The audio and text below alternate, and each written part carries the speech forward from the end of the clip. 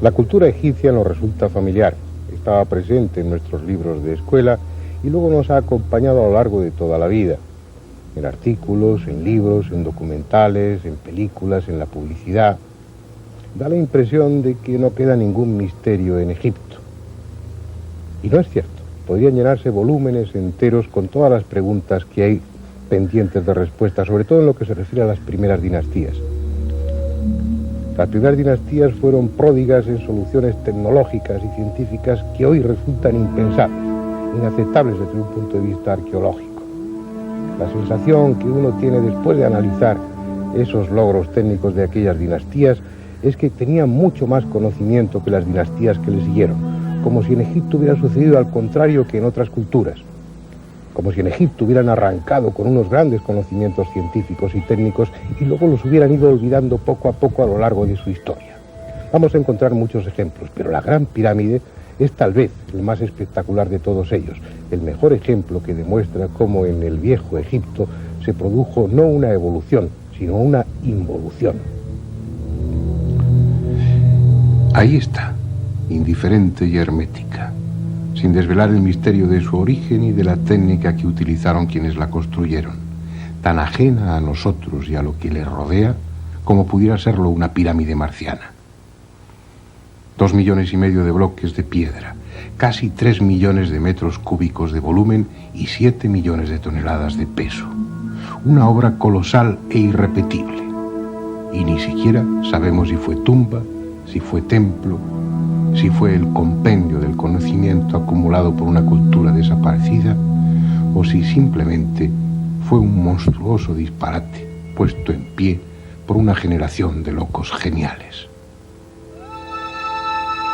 Ya los viajeros de la época clásica manifestaron su asombro ante la magnitud de la obra y la presunta carencia de medios técnicos que tuvieron sus constructores. La arqueología, que con frecuencia no tiene la menor idea de física, de matemáticas o de geometría, despachó el asunto a base de centenares de miles de obreros y décadas de trabajo, sierras de cobre y rampas de tierra. Es una de las explicaciones más estúpidas que puedan darse sobre la técnica de construcción utilizada. Sin embargo, es la que ha prosperado. Por otra parte, el descubrimiento durante el siglo pasado de que la Gran Pirámide guardaba relación con los números pi y phi, puso en marcha a una legión de soñadores. Gentes que buscaban en las medidas de la Gran Pirámide la solución de todos los problemas, ya fuesen humanos o divinos. Una especie de enfermedad que podríamos llamar piramidomanía, que contagió a sesudos varones, que se lanzaron a las más locas especulaciones. Como veremos, a la Gran Pirámide le sobran misterios sin necesidad de deformar la realidad, misterios que tienen que ver con algo tan tangible y sólido como las propias piedras de las que está hecha. Esos misterios guardan relación también con las medidas, pero medidas tomadas seriamente, rigurosamente, meticulosamente, algo que no se produjo hasta que no apareció en esta tierra un arqueólogo dispuesto a hacerlo concienzudamente. Y me refiero, claro está, a Petrie. Fue a finales del siglo pasado cuando llegó a Egipto Sir William Matthews Flinders Petrie, trayendo con él todo un completísimo equipo de medición que incluía teodolitos de alta precisión, niveles ópticos, calibres micrométricos con vernier, goniómetros adaptados a ángulos de 90 grados, 51 grados y 50 minutos y 26 grados y 20 minutos, catetómetros, anteojos de colimación, cintas de Invar, termómetros de Beckman y toda una serie de instrumentos de la más variada índole. Sus mediciones, las más perfectas que se han realizado hasta ahora, corroboradas años más tarde por Burckhardt, Cole y Pochan, han proporcionado datos fiables y precisos para, partiendo de ellos, llegar a conclusiones irreprochablemente científicas al tiempo que arqueológicamente desestabilizadoras. Antes de seguir adelante, es preciso tener claro que la arqueología se basa en hallazgos y en comparaciones con las culturas vecinas o contemporáneas a aquella que se está estudiando. Por ejemplo, aunque Heródoto menciona que los antiguos griegos establecieron colonias en el delta del Nilo y el propio Petrie encontró una estatuilla que lo confirmaba, la arqueología negó que hubieran existido tales colonias griegas en Egipto hasta que en el curso de unas excavaciones se encontraron con las ruinas de una de ellas. Con ese mismo razonamiento, al no encontrar en excavaciones, inscripciones y textos egipcios datos de tipo científico o técnico, la arqueología da por supuesto que en el antiguo Egipto carecieron de la tecnología más elemental y vivieron en la más absoluta ignorancia científica. Y de acuerdo a los datos con los que cuenta la arqueología no les falta razón. La rueda comenzó a usarse en Egipto en la dinastía XII. La primera mira de observación y la primera plomada aparecieron al final de la dinastía XVIII. Los primeros textos astronómicos aparecieron en sarcófagos de la dinastía XI y además reflejan una astronomía muy elemental. El papiro Rin de la dinastía XIII tiene el nivel científico equivalente al segundo curso de enseñanza primaria. El vidrio aparece en la dinastía XIV y los primeros cuchillos de hierro son de la dinastía XXVI. Cuando aparecen en Egipto conocimientos matemáticos y astronómicos de un cierto nivel es en la época tolemaica, entre el año 300 y el año 32 a.C., es decir, ayer mismo. Así pues, de acuerdo a los datos que proporciona la arqueología, datos reales, basados en hallazgos concretos, la civilización egipcia avanzó lenta y torpemente por el sendero del conocimiento durante 3000 años, y cuando empezó a alcanzar un nivel aceptable científico fue porque se lo proporcionaron los griegos. Bien, como veremos en este documental, esas realidades arqueológicas, indiscutibles y perfectamente fiables, están en oposición con otras realidades también evidentes, también absolutamente fiables, que demuestran que en las primeras dinastías se alcanzó un nivel técnico y científico muy superior al de las dinastías siguientes, en algunos aspectos superior incluso al que tenemos hoy en día.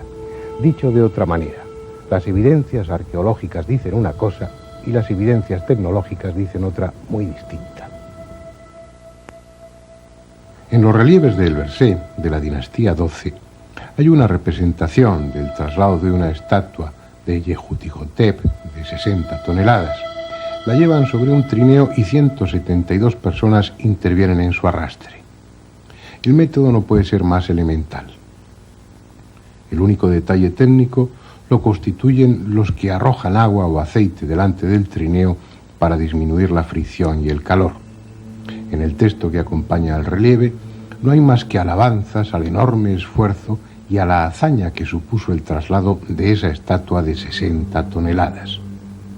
A la vista de esta prueba arqueológica hay que deducir que mover 60 toneladas era para los egipcios un logro digno de figurar en la historia. Sin embargo, en multitud de ocasiones trasladaron a grandes distancias estatuas y obeliscos de 1000 y de 1200 toneladas sin darle importancia. En la antigua Tebas, en el patio de lo que fue el imponente Rameseum, están los restos de una colosal estatua del gran Ramsés, que cuando estaba entera debió medir unos 18 metros de altura y pesar alrededor de 1000 toneladas. Un auténtico gigante junto a cuyos pies las personas resultan poco menos que insectos. Al igual que tantas otras masas gigantescas de piedra, recorrió un largo camino desde la cantera a su emplazamiento, aunque no sepamos explicarnos cómo. Este es el templo de Luxor. Ramsés II, como otros faraones, contribuyó a su grandiosidad. Entre otras cosas, instaló 2 enormes obeliscos de los que solo queda uno en su lugar. El otro fue llevado a la Plaza de la Concordia, en París. De acuerdo a los datos arqueológicos, este obelisco solo pudo trasladarse a base de brazos y de sudor, lo que quiere decir que hicieron falta unos 3000 hombres en terreno llano y 8 o 10.000 si hubo que superar alguna pendiente de un 30%. Y los trasladaron más grandes, sin que esas hazañas figurasen en relieve alguno. En el templo mortuorio de Micerino hay bloques de 200 toneladas, como los hay de 50 toneladas en el techo de la cámara del rey de la Gran Pirámide. y aunque el peso medio de los bloques de esta última sea solo de 2,5 toneladas, si se piensa que hay unos 2,5 millones de esos bloques, habrá que convenir en que se trata de demasiado esfuerzo.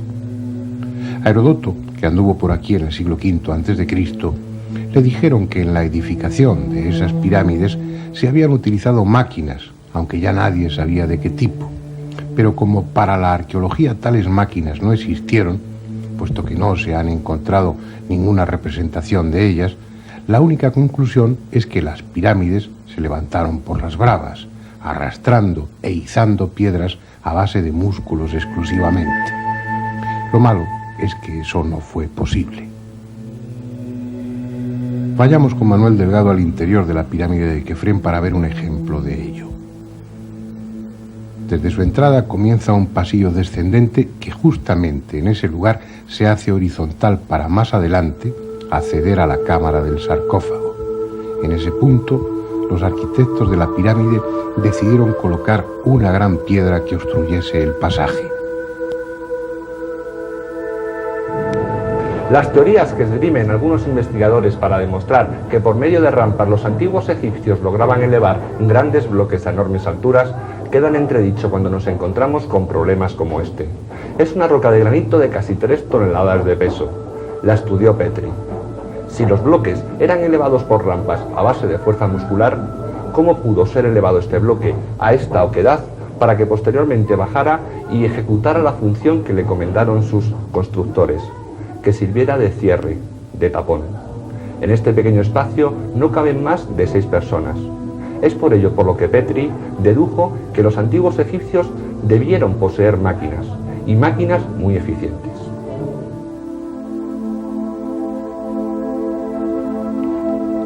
Es probable que en libros o revistas hayan visto ilustraciones como estas. Al carecer de máquinas, según la arqueología, el único sistema era ir haciendo rampas de tierra y cascotes al mismo tiempo que la pirámide iba creciendo. Rampas, cuerdas, rodillos y esfuerzo, mucho esfuerzo. Un arqueólogo tal vez pueda aceptar ese sistema. De hecho, es el único que aceptan, pero un técnico no puede estar de acuerdo. Como ya han demostrado los ingenieros, entre ellos Krohn, esas rampas hubieran significado un trabajo igual o mayor que el de la propia pirámide. Los rodillos tampoco son la solución. Primero, por la falta de madera adecuada, y segundo, porque no servirían en un terreno arenoso. Traten de imaginar el diámetro de cada rodillo, la firmeza necesaria del piso y el esfuerzo para subirlos por una pendiente cuando se tratasen de bloques de 50, 100 o 200 toneladas. Es sencillamente imposible. Resulta inevitable admitir que poseían técnicas muy superiores a las que la arqueología les atribuye. Técnicas posiblemente distintas a cuanto estamos en condiciones de imaginar, entre las que, por increíble que parezca, podría incluirse la de ablandar la piedra. Este es el famoso obelisco inacabado de las canteras de Asuán. Mide 47 metros de longitud y no llegó a terminarse, aparentemente por haberse roto en las últimas fases de su construcción. No entraremos en lo que hubiese supuesto su traslado una vez concluido. Estamos ante él por otra razón. Fíjense en la extraña forma de cortar la roca que utilizaron los canteros y cuyas huellas son perfectamente visibles tanto en el obelisco como en la piedra madre en la que se estaba labrando. Anchos surcos verticales. No se trata obviamente de un adorno, puesto que el pulido final del obelisco los habría hecho desaparecer. Parecen otra cosa. Parecen el surco dejado por un instrumento que hubiera rebanado la piedra, similar al que una cucharilla deja en la mantequilla o en una tarta blanda. Puede resultar absurdo, pero es lo que esas huellas parecen. La cuestión es si hay algún otro dato que permita apoyar la hipótesis de que los antiguos egipcios conocían un sistema para ablandar la piedra. Vamos a verlo. Cerca de Asuán hay varias islas bañadas por el Nilo. En una de ellas, la de Segel, el egiptólogo Wilbur descubrió en el siglo pasado una extensa inscripción a la que hoy se conoce como Estela de Famine. Contiene 2.600 signos jeroglíficos que se terminaron de descifrar en 1935 por el arqueólogo francés Barquet. Según el texto contenido en esa estela, el dios Khnum se apareció en sueños al faraón Zoser, comunicándole la técnica que debía emplear Imhotep, su arquitecto, para preparar una mezcla con la que obtener piedras artificiales. En las columnas jeroglíficas de la estela, comprendidas entre la sexta y la 18ª, se enumeran 29 minerales y diversas sustancias químicas que habrían de ser utilizadas para preparar una especie de piedra artificial que pasaría por natural a los ojos del pueblo y que solo los expertos podrían identificar. Lo hicieron. El físico Klein, con un amplio equipo de colaboradores, estudió en la década de los 70 más de 25 muestras provenientes de diferentes piedras de la Gran Pirámide y publicó los resultados de su trabajo en el año 1979 en el segundo Congreso Internacional de Egiptología celebrado en Grenoble. La conclusión era que cada roca resultaba diferente a las demás, como si no procedieran de la misma cantera y hubieran sido llevadas desde distintas partes de Egipto. Pero además, esas piedras poseían una característica muy especial. Un bloque de piedra natural suele tener una consistencia homogénea. Sin embargo, los que estudió Klein tenían una mayor densidad en la parte superior que en la inferior. Esta es la cantera de Mokatán, vista desde la ciudad de los muertos, el enorme cementerio construido por los mamelucos y que hoy sirve de vivienda a más de 1,5 millones de personas que carecen de mejor sitio para cobijarse.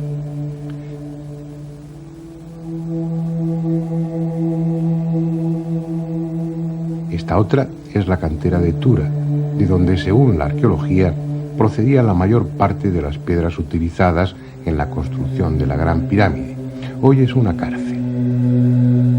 En ambas canteras, las rocas son de consistencia homogénea, a diferencia de las que forman el monumento y que, según el trabajo de Klein, tienen diferente densidad, como por otra parte evidencia el distinto desgaste que han sufrido por la erosión a lo largo de los siglos.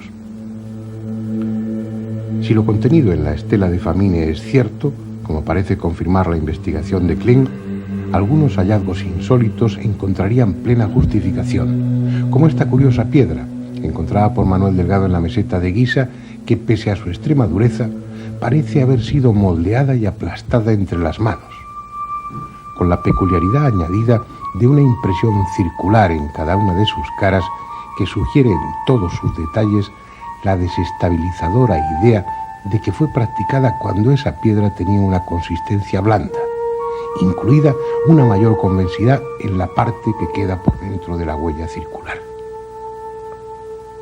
Pero hay más. El profesor Davidovich, químico del Instituto Geopolimérico de París, profesor de la Universidad de Toronto y director del Instituto de Ciencias Arqueológicas Aplicadas de la Universidad de Barry en Florida, ha proporcionado nuevas pruebas que apoyan tan fantástica hipótesis. En 1974 se hicieron mediciones con ondas de alta frecuencia en las pirámides. Científicos del Instituto de Investigaciones de Stanford y de la Universidad de Ain Sham de El Cairo pretendían encontrar cámaras ocultas mediante la propagación de ondas a través de bloques de piedra que supuestamente carecen de humedad. Pero el resultado fue otro. Las ondas, en lugar de atravesar las piedras de las pirámides, fueron absorbidas por ellas. ¿Por qué? Porque, en contra de lo que parecía lógico, las piedras de las pirámides contienen una enorme cantidad de agua. Un porcentaje de humedad no solo superior al de la piedra natural, sino además con una extraordinaria distribución, puesto que cada bloque de piedra tenía más humedad por una parte que por la otra, lo que confirmaba las diferencias de densidad observadas por Klein. Por si fuera poco, Davidovich encontró en el interior de varias muestras de piedra restos de uñas, cabellos y fibras textiles. En su libro, La pirámide, un enigma resuelto, escrito en colaboración con Margie Morris, incluye esta fotografía en la que aparece un cabello humano incluido dentro de una muestra de piedra procedente de la Gran Pirámide. Tal vez debamos empezar a plantearnos que quienes hicieron la pirámide no fueron canteros, sino químicos. Claro está que tales hallazgos e investigaciones dejan fríos a los arqueólogos convencionales, que prefieren ignorarlas antes que modificar los esquemas que tanto trabajo les ha costado construir. Lo malo es que esa actitud les coloca con frecuencia en un auténtico callejón sin salida. Por ejemplo, según la arqueología académica, en el Imperio Antiguo desconocieron el hierro. Es decir, en la época en que fueron construidas las pirámides de Giza, el único metal que poseían era el cobre. Y esa afirmación plantea un problema técnico sin solución posible, porque con herramientas de cobre es imposible trabajar materiales como el cuarzo, el granito, el pórfido o la diorita. Cualquiera puede hacer la prueba llevando un trozo de diorita, fácil de adquirir en cualquier tienda de minerales, a un taller e intentar perforarla con un taladro actual, provisto de una broca de diamante sintético de dureza 11. Cuando lo hayan hecho, verán si es admisible que en el Imperio Antiguo trabajesen la diorita con herramientas de cobre. Pregúntense cómo tallaron y perforaron estatuas como esta, la del faraón Kefren, realizadas en una sola pieza de diorita verde. No hay respuesta arqueológica, como no la hay para la cuestión de cómo trabajaron el granito en las canteras sin cinceles de hierro. En las canteras de Asuán se pueden ver aún muchos agujeros y ranuras rectangulares profundas y estrechas. En ellas metían cuñas de madera que luego mojaban. Al hincharse la madera por efecto del agua, el granito terminaba rajándose. La cuestión es que esos orificios para introducir cuñas jamás pudieron hacerse con herramientas de cobre. Desde un punto de vista tecnológico, resulta evidente, y no digo posible o probable sino evidente, que en el antiguo Egipto, al menos en las primeras dinastías, utilizaron el hierro y máquinas. Eso no quiere decir que tales adelantos estuviesen generalizados. Estaban en posesión de unos pocos, de la casta sacerdotal, que basaba en ello su poder, una casta sacerdotal a la que pertenecían arquitectos y técnicos. Pero además es que sí se han encontrado restos de hierro de aquellas primeras dinastías. Uno de los lugares fue precisamente en la Gran Pirámide, en el canal sur de ventilación de la Cámara del Rey. La adherencia de formaciones calcáreas a ese trozo de hierro demostraba su antigüedad. Se habla con excesiva ligereza del ajuste de piedras. Si acaso se utiliza algún adjetivo expresando la admiración hacia aquellos hábiles artesanos. La abundantísima muestra de ajustes en los que grandes superficies están íntimamente unidas son un desafío a nuestra imaginación. Las losetas del alicatado de los cuartos de baño actuales, los azulejos, están separados no menos de 1 milímetro y se trata de losetas de 20 centímetros de lado. ¿Cómo explicar que bloques de varias toneladas se ajusten tan íntimamente que no quepa una cuchilla de afeitar entre ellos? Otro ejemplo, los vasos de diorita del Imperio Antiguo. No están hechos con perforadoras de arco ni con sistemas primitivos. La observación minuciosa, como la que realizó Petri y otros investigadores, demuestra que las líneas de desgaste están producidas con una punta dura y su regularidad, el paralelismo entre una y otra línea, demuestra que fueron hechas con torno, con un torno equiparable a los tornos modernos. Esas piezas de diorita vienen a decir, sin riesgo de equivocación, que en el Imperio Antiguo se utilizaron tornos con punta de diamante, lo que arqueológicamente es inadmisible. Pero es que el trabajo en diorita lo hacían también sobre superficies esféricas y con la misma perfección, lo que significa que además de tornos de punta fija, usaban tornos con herramienta articulada móvil. Esa técnica es indiscutible. No se han encontrado los tornos ni las puntas de diamante, pero sí las vasijas de diorita. Y esas vasijas demuestran que durante su elaboración, como hacen los toneros modernos, se cambiaba el centro de giro cuando eso era conveniente. Lo malo es que esos sofisticados tornos articulados se utilizaban cuando faltaban muchos siglos para que se descubriera el torno de alfarero. Por eso los arqueólogos no pueden admitirlo.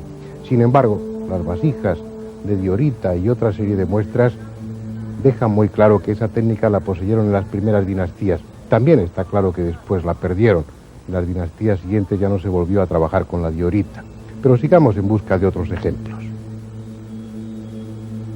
Es sabido que los egipcios usaron serruchos para cortar la piedra, y no solo la piedra caliza, relativamente blanda, sino también otras de mucha mayor dureza, como el granito.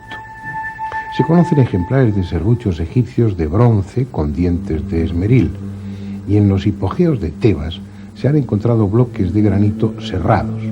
Pero estudiando las huellas dejadas en cada paso de sierra, se descubre que actuaban con una enorme presión, y que obviamente no pudieron ser de bronce y esmeril. Utilizaron sierras de puntas enormemente duras, y lo hicieron a mano, y con guía mecánica también. Este es el sarcófago de Diodefre, hijo o hermano de Keops. Está en el Museo del Cairo. El serrucho ha cortado ya 2/3 de la tapa. Se puede observar la superficie irregular que va dando forma al sarcófago. El plano de corte muestra desniveles del orden de 1 centímetro. No podemos imaginar qué tipo de serrucho utilizaron, pero es seguro que lo manejaron manualmente, con las imperfecciones que eso implica. Veamos ahora otro sarcófago de piedra cortado también con serrucho. Se trata del que se encuentra en la cámara del rey de la Gran Pirámide. Es una obra maestra de serruchado, puesto que, aunque no ha recibido el pulido posterior, puede considerarse una pieza terminada por la regularidad de los cortes, ya que los desniveles de las superficies serradas son del orden de 1 milímetro. Esta es una cantera situada en Cerceda, en la madrileña Sierra del Guadarrama. Utiliza la tecnología más moderna para el corte de piedras. Su máquina más perfecta para serrar piedras de granito cuenta con una hoja circular de 2 metros de diámetro, con numerosos dientes de vidia, carburo de tungsteno. En cada vuelta la hoja desciende 4 centésimas de milímetro, pero no se puede ejercer más presión porque las puntas de la sierra se abrasarían. 4 centésimas de milímetro en cada paso de sierra, y eso gracias a sus puntas de vidia, que tienen una dureza 11. Pues bien, ¿puede alguien explicar qué tipo de sierra y qué clase de material usaban en el antiguo Egipto? Porque en cada paso de sierra avanzaban casi 2,5 milímetros, 60 veces más que nuestras modernas sierras. No poseemos ningún material natural o artificial que soporte ese tipo de presiones. Y no es algo excepcional en aquella cultura, lo hacían también con taladros cilíndricos. Taladros que dejaban un tarugo central de hasta 15 centímetros de diámetro. En los taladros modernos, el cilindro es de acero con puntas de vidia. La presión a la que trabajan debe regularse cuidadosamente mediante control manométrico. Los taladros con punta de diamante trabajan con una presión de 50 kilogramos y a poca velocidad para no quemarse. Los de punta de vidia solo soportan una presión de 30 kilogramos, pero tienen la ventaja de su mayor velocidad. En uno u otro caso, los taladros modernos avanzan 4 centésimas de milímetro en cada giro. Los trépanos egipcios avanzaban 50 veces más, 2 milímetros en cada giro. De acuerdo con esos datos escrupulosamente rigurosos, aquellas gentes utilizaban taladros que soportaban presiones de 2.000 kilogramos y que tenían puntas 50 veces más duras que el diamante. Y conste que ya sabemos que material de esa dureza no existe ni en este ni en ningún otro planeta del sistema solar, pero están ahí los agujeros producidos por los trépanos y hay que admitirlo así. Es una técnica que después perdieron. Por ejemplo, en la primera dinastía sabían trabajar el pórfido con esa técnica, pero después se les olvidó. Y estamos hablando de hace 5.000 años, según la Escuela de Berlín, o 7.600, según Manetón, con el que están de acuerdo Petri y otros arqueólogos. En cualquier caso, esa consecución técnica no es nada comparable con la que realizaron aquí, en la Gran Pirámide, al cubrirla con losas de revestimiento. Solo quedan unos pocos de esos bloques, pero fueron 27.000 que cubrían las 4 caras de la pirámide. Ese recubrimiento, esas 27.000 losas, constituyen la proeza más alta que haya alcanzado jamás el hombre desde un punto de vista técnico. Poseen superficies planas de más de 3 metros cuadrados. Sus aristas, de casi 2 metros, muestran un paralelismo entre sí con un error de 5 centésimas de milímetro, de tal forma que al colocarse juntas la cara de una y de otra quedan en íntimo contacto. No hay en esos bloques huellas de arrastre ni puntos para enganchar grúas o cuerdas. Además, colocaron en las juntas yeso de fraguado rápido que obliga a colocar el bloque al primer intento, sin posibilidad de moverlo después. ¿Cómo lo hicieron? En las canteras actuales, una campana de vacío succionando sobre una superficie pulida permite levantar piedras de hasta 2 toneladas. Pero es absurdo pensar que en la cuarta dinastía utilizasen campanas de vacío. Además, cada uno de esos 27.000 bloques de revestimiento no pesaba 2, sino 16 toneladas. Los 90 grados exactos que forman los ángulos diedros de esos bloques debieron recibir su último acabado en el taller donde se labraron, para que ajusten a lo largo de los 230 metros de la primera hilada de bloques. El control de la angularidad en cada uno de ellos fue del segundo de error.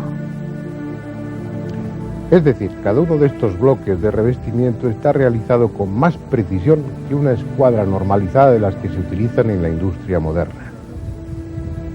Estos bloques de revestimiento plantean además una cuestión que la arqueología no admite, y es que los constructores de la Gran Pirámide poseyeron instrumentos ópticos. Un instrumento no óptico de medida da errores de hasta 300 segundos. Un anteojo corriente de autocolimación da errores de hasta 5 segundos. Pues estos bloques de revestimiento, la angularidad está corregida con errores de 1 segundo. Es decir, no solamente poseyeron instrumentos ópticos, sino que además fueron de alta precisión.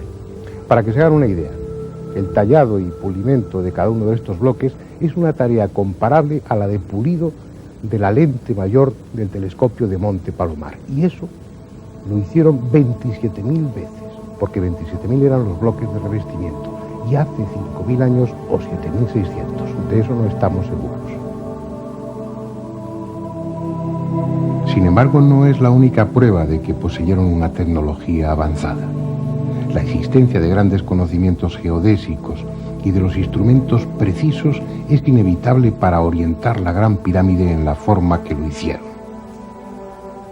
La arqueología cuenta con datos como este: representaciones en las que se ve al rey y otros personajes con una maza, estacas y la cuerda de arpentar, determinando la orientación de un templo.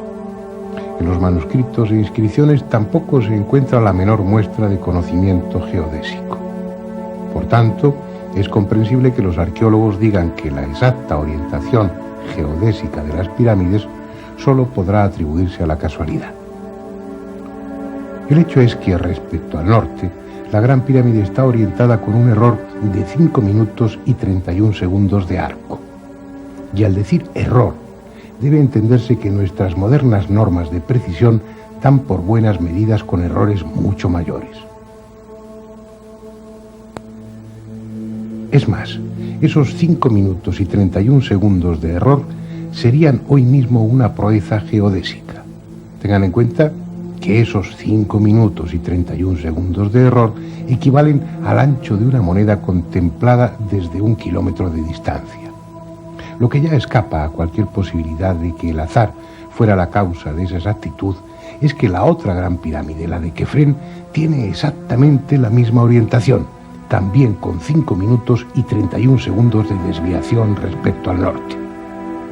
La única conclusión posible es que si así lo hubieran querido, la habrían orientado con un error de 0 grados, 0 minutos y 0 segundos.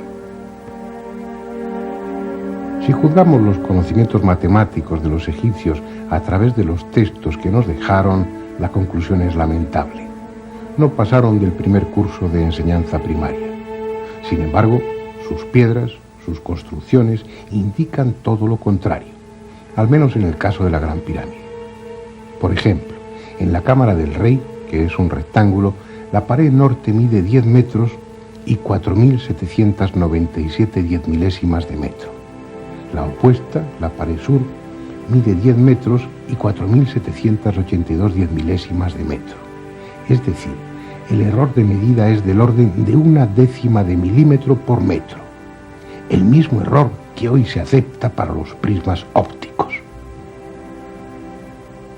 Pero veamos si esa precisión se mantiene en superficies mucho mayores, por ejemplo en la base de la Gran Pirámide.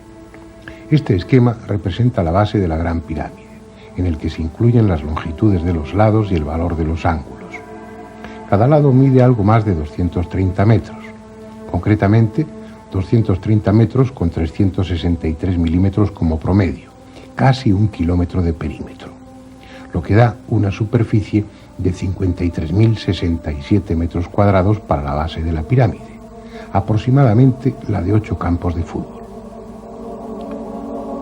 Recordemos ahora que según las evidencias arqueológicas, los antiguos egipcios no utilizaron hasta la dinastía XVIII la plomada y la mira de observación. Pero seamos generosos y concedamos a los egipcios de la cuarta dinastía plomadas y miras de observación como esta que están viendo. ¿Qué precisión podían permitir aparatos de esa clase?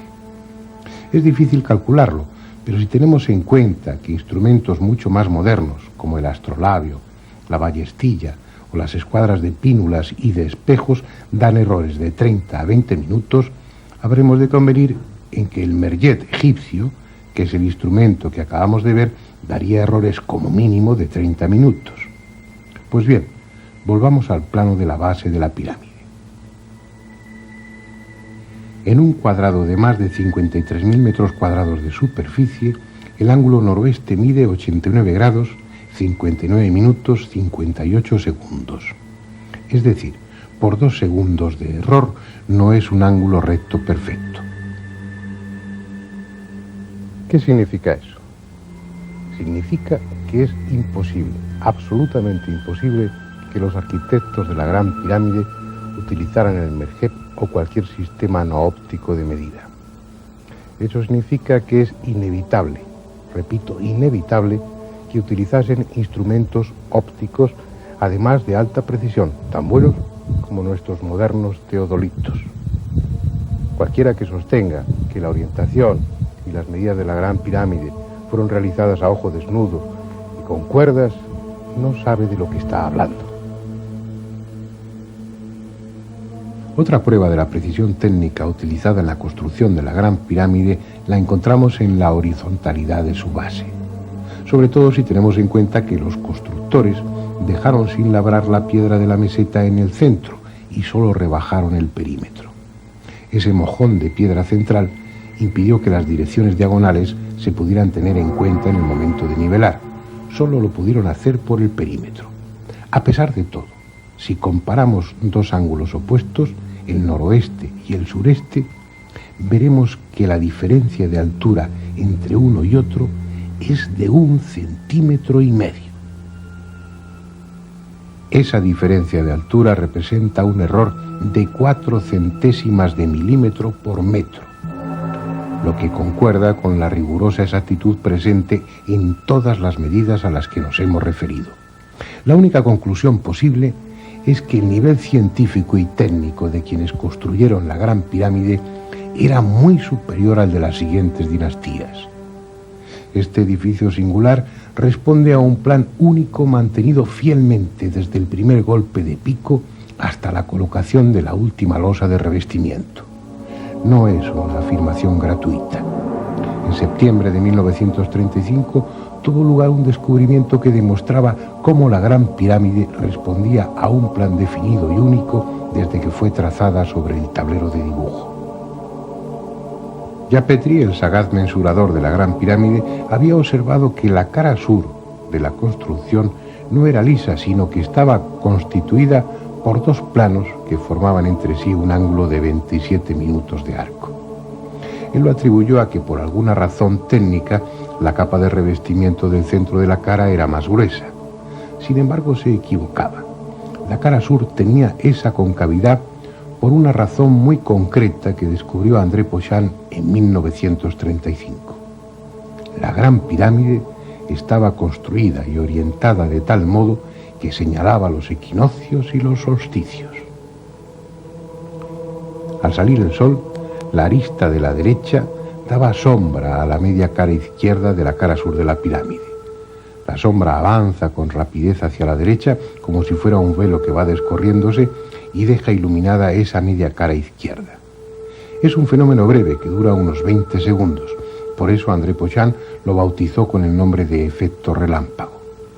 Después, durante 4 o 5 minutos, la cara sur de la Gran Pirámide permanece con media cara iluminada y media cara oscura. A la puesta del sol el fenómeno se repite al revés. A simple vista y sin coincidir con la fecha adecuada es difícil observar esa concavidad de la cara de la pirámide, pero cuando existían las losas de revestimiento, pulidas a espejo y pintadas de color rojo, debió ser un espectáculo impresionante. Hoy las piedras son grises, están desnudas y las caras de la pirámide son desiguales y rugosas.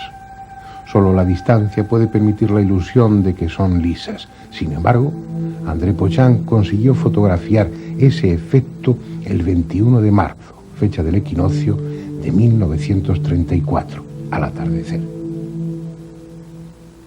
En esta secuencia se ve cómo la parte izquierda de la cara sur termina por quedar en sombra, en tanto que la mitad derecha permanece iluminada. En esta otra fotografía de la misma época, tomada exactamente a las 6 de la tarde desde un avión de la Royal Air Force, puede verse aún más claramente el efecto. En primer término, la pirámide de Kefren, con su pared sur lisa, y en segundo término, la Gran Pirámide, con su cara sur mitad en sombra y mitad iluminada. Después, Pochant pudo comprobar que la cara norte también estaba dispuesta de la misma forma y el efecto luminoso era igualmente visible. De hecho, esa concavidad está en todas las caras, y aunque apenas perceptible a ojo desnudo y fuera de los equinoccios y solsticios, la Gran Pirámide no tiene 4 caras, sino 8. Esa concavidad explica también una peculiaridad de la Gran Pirámide que hasta ahora no estaba justificada. Si se fijan, la entrada de la pirámide no está centrada, no coincide con el apotema de la cara norte. Está a unos 17 metros de altura y teóricamente debiera coincidir con el eje de la pirámide. Sin embargo, está 7 metros y 29 centímetros desplazada hacia el este. El argumento empleado por la mayoría de los autores es que ese desplazamiento no tenía otro objeto que desorientar a los posibles saqueadores. Pero si tenemos en cuenta que la pirámide estaba cubierta de bloques de revestimiento que ocultaban la existencia de entrada alguna, sobraba tal precaución. Pochant sugiere que, dada la concavidad de la cara, si la entrada coincidiera con el ángulo que forman las dos medias caras, las filtraciones en épocas de lluvias acabarían por inundar el canal descendente y la cámara del caos, puesto que el agua tendería lógicamente a discurrir por el centro de la cara como si fuera un canalón. ¿Por qué ese esfuerzo? ¿Por qué no haber hecho las caras de la pirámide lisas sin más? Estamos en una civilización solar, como lo fueron la mayoría de las civilizaciones antiguas, y sigue siéndolo la nuestra. Obviamente no se trata de la pueril idea de que los antiguos egipcios fueran tan necios como para considerar que el sol era un dios. La cultura comenzó a ser tal cuando el hombre antiguo dejó de ser nómada y se convirtió en agricultor. Eso le permitió establecerse, asegurar su sustento y tener tiempo para desarrollarse intelectual y artísticamente. A cambio, comenzó a depender más que nunca del ciclo estacional, cuyo único parámetro era el sol, convertido así en la medida del tiempo, en determinador de las estaciones y árbitro de la fertilidad. No hubo mejor símbolo para el orden del universo y de lo trascendente que el sol, quien, como el hombre, moría cada atardecer y renacía al alba como una promesa de reencarnación o de resurrección. El antiguo Egipto no es una excepción. Su empeño por señalar equinoccios y solsticios fue común a todos los pueblos importantes del pasado, que también levantaron monumentos en los que esos días cruciales del año eran registrados con efectos de luz y sombra. Lo que pasa es que nadie lo hizo con semejante grandiosidad y tal alarde de conocimiento. Se trataba, como en el resto de las civilizaciones antiguas, de crear un espectáculo para el pueblo, de hacer partícipes a las gentes comunes de esos momentos clave del ciclo solar anual. Pero no hacía ninguna falta, fuera de lo ceremonial, porque a los sacerdotes egipcios, como a nosotros, les bastaba mirar el calendario para saber cuándo era un solsticio o un equinoccio. De hecho, medían el tiempo mejor que nosotros. Entre los muchos errores respecto al antiguo Egipto que figuran en los libros de escuela y también en los de divulgación, y lo que es peor en algunos libros de arqueología, hay uno que más que error es una especie de monumento a lo absurdo. Se dice en esos textos que los antiguos egipcios determinaron la duración del año sin otro elemento de medida que las crecidas periódicas anuales del Nilo. Al querer negarles el conocimiento de la astronomía, se les está dando una antigüedad impensable, porque si los egipcios determinaron que la duración del año es de 365 días y 2.425 10 milésimas, como así lo hicieron, si lo consiguieron basándose nada más en las crecidas periódicas del Nilo, para obtener esa media necesitaron millones de años de observación, lo cual es impensable. Aunque a los historiadores les cueste admitirlo, los antiguos egipcios solucionaron el tema de la medida del tiempo con mucho más sentido común que el que refleja nuestro calendario gregoriano. Ellos tenían dos calendarios, uno cronológico de 365 días, constituido por 12 meses de 30 días y 5 días epagómenos, y otro calendario trópico o estacional, de duración variable. El calendario cronológico estaba basado en la estrella de Sirio, concretamente en el orto helíaco de Sirio, es decir, en la aparición simultánea en el horizonte de la estrella Sirio y del primer rayo de sol. El fenómeno se producía durante 4 años seguidos, pero al quinto tenía lugar un día más tarde. Es decir, cada 4 años los egipcios veían cómo su calendario se iniciaba con un día de retraso, igual que nos sucede a nosotros con los años bisiestos. Para que el orto helíaco de Sirio volviera a coincidir con el primer día del año, es preciso que pasaran 1460 años. Ese periodo tenía una gran importancia para la cronología egipcia. Era un ciclo completo, un periodo exótico. Y con él además se plantea una cuestión muy interesante. Según la arqueología convencional, la historia de Egipto, es decir, la primera dinastía, no se remonta más allá del año 2780 a.C. Algunos admiten que puede ser más antigua, hasta el año 4242 a.C.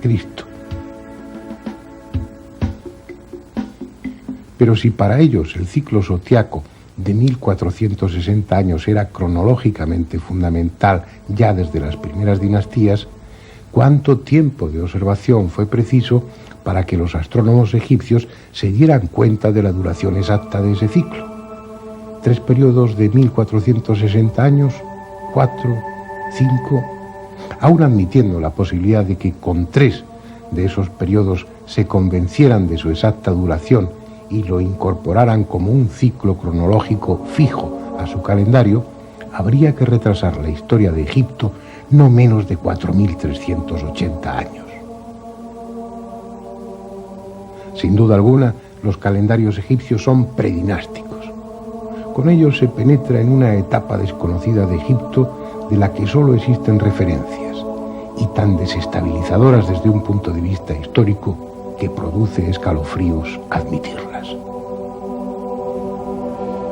Según Manetón, el sacerdote e historiador egipcio de la época de Ptolomeo II, allá por el año 271 a.C., que escribió una epopeya, una historia en griego llamada Egiptiaca, se habían producido 31 dinastías hasta ese momento histórico, pero Manetón también dice en su libro que antes de Menes, el primer faraón de la primera dinastía, el que unificó el Alto y el Bajo Egipto, antes de él habían existido ya otras dinastías. La primera de todas fue la dinastía de los dioses, que duró 13.900 años.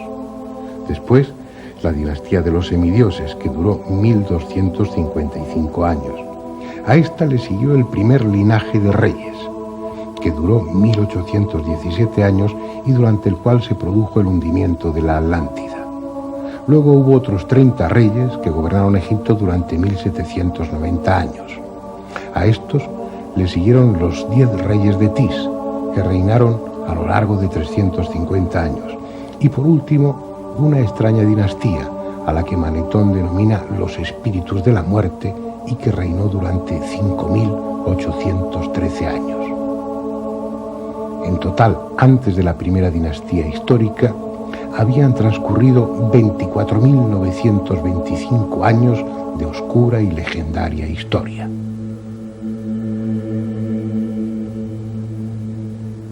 Si a eso añadimos los 5.619 años que según Manetón habían transcurrido desde Menes, el primer faraón de la primera dinastía, hasta el nacimiento de nuestra era, resulta que antes de Cristo ya habían transcurrido 30.544 años de historia egipcia. Sin duda es una cifra demasiado espectacular, pero nadie mejor que Manetón para conocer la historia de su pueblo, puesto que él era sacerdote del templo de Amón en Heliópolis y tenía a su alcance los archivos secretos. Además, si los historiadores le dan crédito en cuanto a la cronología de las dinastías egipcias, ¿por qué no darle crédito también en lo que se refiere a la época predinástica? Posiblemente se haya exagerado y se pueda dividir por 10 esa cifra. Entonces la historia de Egipto habría comenzado hace 10 o 12.000 años, lo que parece más razonable. Lo que no es razonable, en modo alguno, es que aquí, en esta tierra, de repente, como surgida de la nada, apareciera una cultura perfectamente desarrollada. Fue necesario un largo periodo de tiempo para que la Gran Pirámide fuese gestada. En ella hay implícitos tales conocimientos científicos y técnicos que es imposible que quienes la diseñaron y construyeron estuviesen 100 años antes en plena edad de piedra. Detrás de esta colosal montaña artificial, detrás de su orientación, de sus medidas y de su impecable realización, no hay siglos, sino milenios de historia. No pudo ser de otra manera.